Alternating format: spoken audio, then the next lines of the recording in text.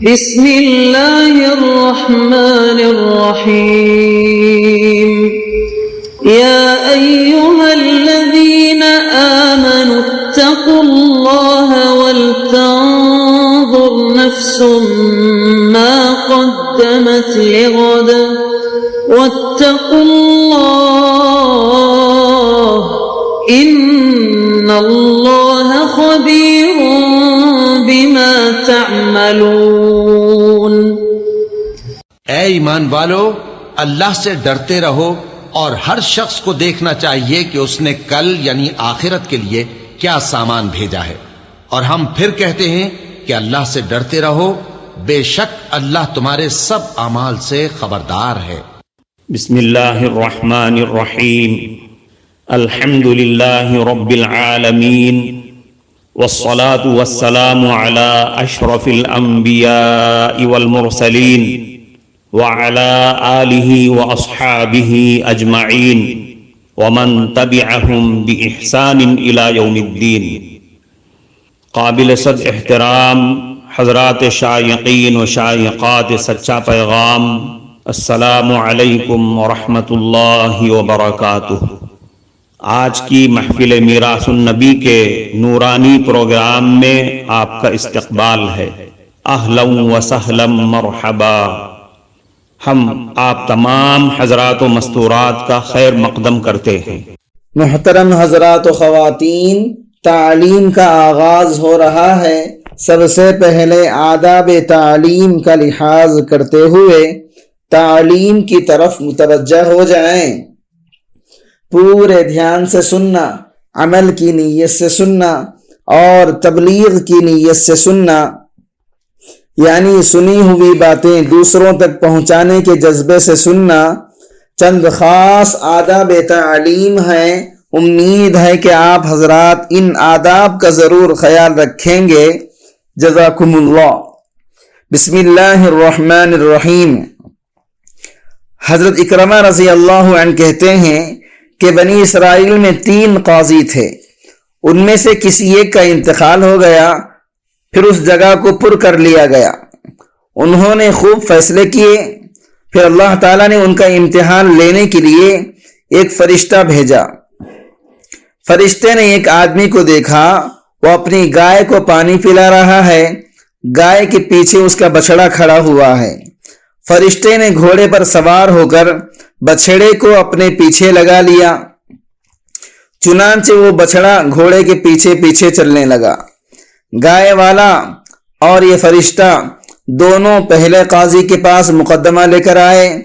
فرشتے کے پاس قیمتی موتی تھے، اس نے قاضی کو دے دیا اور کہا کہ آپ فیصلہ میرے حق میں صادر کر دیجئے کہ یہ بچڑا میرا ہے۔ قاضی نے کہا میں کیسے فیصلہ کر دوں کہ بچڑا تمہارا ہے؟ فرشتے نے کہا وہ اس طرح کہ گھوڑا، گائے اور بچڑا تینوں کو چھوڑ دیجئے، اگر بچڑا گھوڑے کے ساتھ چلنے لگے تو سمجھ لیجئے کہ بچڑا میرا ہے۔ چنانچہ قاضی نے ایسا ہی کیا، وہ بچڑا گھوڑے کے ساتھ چلنے لگا۔ قاضی نے فرشتے کے حق میں فیصلہ کر دیا کہ بچڑا تم لے کر چلے جاؤ۔ پھر یہ دونوں فریق دوسرے قاضی کے پاس گئے تو اس دوسرے قاضی نے بھی یہی فیصلہ کیا اور موتی لے لیے۔ جب تیسرے قاضی کے پاس گئے تو فرشتے نے اس کو موتی عنایت کر دیے اور کہا کہ میرے اور اس آدمی کے درمیان فیصلہ کر دیجئے۔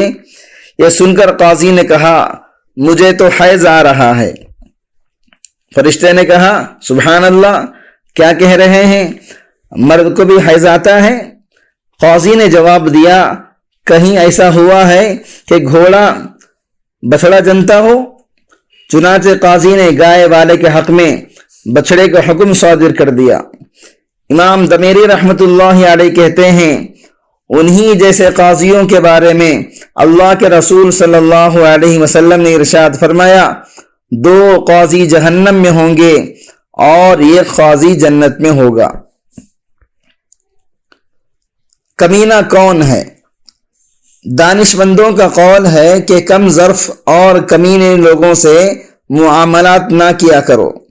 حضرت علی رضی اللہ عنہ کا قول ہے کہ کمینہ وہ ہے جو شرافت اور نیکی سے بالکل خالی ہو اور ارشاد فرمایا ایسے آدمی کو علم و حکمت کی بات بھی مت سکھایا کرو، ورنہ وہ اس سے بھی اپنے کمینے پن کو ظاہر کر دے گا اور علم و حکمت کی غلط تعبیر بیان کرے گا۔ شرافت اور نیکی ایمان والوں کی متاع ہے، اللہ تعالیٰ اس کی حفاظت کی توفیق عطا فرمائے۔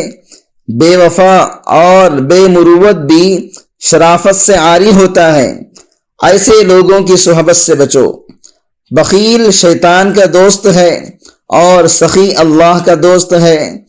بخیل سے شیطان محبت کرتا ہے اور سخی سے اللہ تعالی محبت فرماتے ہیں، اس لیے میرے دوستو سخی رہو۔ ایک روایت میں آتا ہے کہ شیطان نے کہا کہ کنجوس عابد میرا دوست ہے اور گنہگار سخی میرا دشمن ہے، اس لیے کہ عابد کی کنجوسی اس کو دوزخ میں لے جانے کا سبب بنے گی، اور سخی کو اللہ تعالیٰ اس کی سخاوت کی وجہ سے اس کے گناہ معاف کر کے بخش سکتے ہیں۔ ایک ایسے صحابی جو نماز پڑھے بغیر جنت میں چلے گئے۔ امام احمد رحمۃ اللہ علیہ حضرت ابو ہریرہ رضی اللہ عنہ سے روایت کرتے ہیں، حضرت ابو ہریرہ رضی اللہ عنہ اکثر یہ کہا کرتے تھے، ایک آدمی کے بارے میں بتاؤ جس نے پوری عمر کبھی نماز نہیں پڑھی مگر جنت میں داخل ہو گیا۔ لوگوں کو اگر معلوم نہ ہوتا تو لوگ آپ رضی اللہ عنہ سے دریافت کرتے کہ آپ ہی بتا دیجئے، تو حضرت بتاتے کہ وہ اسیرم ابن عبد الاشہل رضی اللہ عنہ ہیں۔ عامر ابن ثابت رضی اللہ عنہ فرماتے ہیں کہ میں نے محمود ابن لبید رضی اللہ عنہ سے دریافت کیا ان کا یہ واقعہ کس طرح ہے، تو انہوں نے بتایا کہ وہ اسلام کا انکار کیا کرتے تھے، مگر جب غزوہ احد کا موقع آیا آپ صلی اللہ علیہ وسلم بنیت جہاد احد کی طرف نکلے تو اسیرم رضی اللہ عنہ پر اسلام کی حقانیت واضح ہو گئی اور وہ اسی وقت اسلام قبول فرما کر تلوار ہاتھ میں لے کر جہاد کے لیے نکل پڑے اور جہاد کرتے رہے یہاں تک کہ شہید ہو گئے۔ اللہ تعالیٰ کی تقسیم بڑی عمدہ اور نہایت صحیح اور حق ہے، وہ تقسیم کرتے وقت کسی کی رائے کے محتاج نہیں ہے۔ دیکھیے حضرت اسیرم ابن عبد الاشہل رضی اللہ عنہ ابھی ایمان لے کر آئے، فوراً جہاد کے لیے نکل پڑے اور شہید ہو گئے۔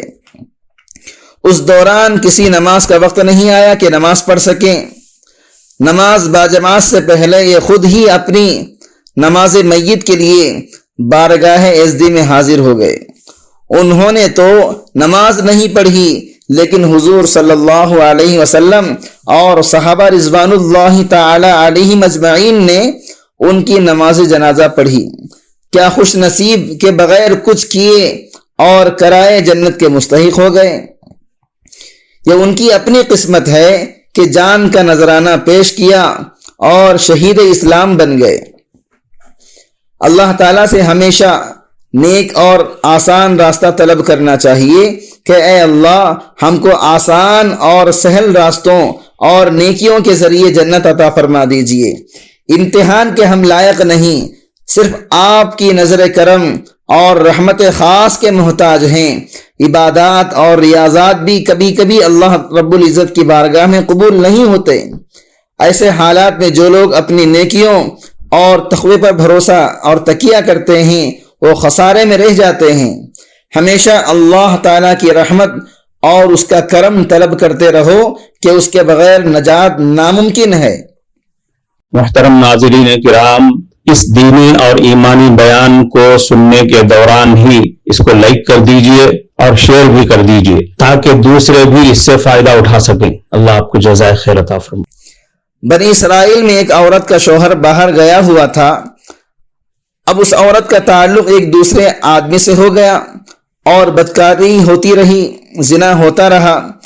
یہ عورت گندے کپڑے باہر پھینک دیا کرتی تھی تو اس کی پڑوسن اس کپڑے کو اٹھا کر اپنے گھر میں ڈال دیا کرتی تھی۔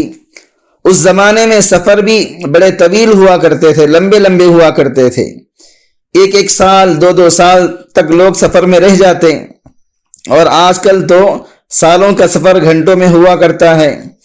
اس کی پڑوسن وہ ناپاک کپڑے جمع کرتی رہی کہ جب اس کا شوہر سفر سے آئے گا تو اس کو دکھاؤں گی۔ چونکہ وہ عیب کے ظاہر کرنے کو کوئی گناہ نہیں سمجھ رہی تھی، اس لیے اس کو توبہ کی توفیق نہیں ہوئی، مگر وہ عورت جو بدکاری میں ملوث تھی اس کو توبہ کی توفیق ہو گئی۔ جب دونوں کا انتقال ہوتا ہے تو وہ گنہگار عورت جنت میں چلی گئی اور اس کی پڑوسن جہنم میں چلی گئی، جبکہ وہ عبادت گزار اور نمازی بھی تھی۔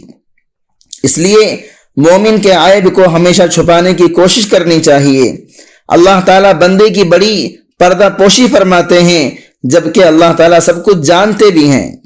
شیخ سعدی رحمۃ اللہ علیہ فرماتے ہیں، اللہ تعالیٰ دیکھتے ہیں اور چھپا لیتے ہیں، لیکن ہمسایہ نہیں دیکھتا اور شور مچا دیتا ہے۔ موسیٰ علیہ السلام سے ایک مرتبہ ایک عورت نے کہا، اے موسیٰ علیہ السلام، اللہ تعالیٰ کو میرا سلام کہنا اور پوچھنا کہ میں بخشی جاؤں گی یا نہیں۔ حضرت موسیٰ علیہ السلام نے بارگاہ عزدی میں اس کا سلام عرض کیا اور اللہ تعالیٰ سے پوچھا تو اللہ تعالیٰ نے فرمایا، میں نے اس عورت کو معاف کر دیا، بخش دیا۔ حضرت موسیٰ علیہ السلام نے اس عورت کو بتا دیا کہ اللہ تعالیٰ فرما رہے ہیں کہ میں اس عورت کو بخش دوں گا۔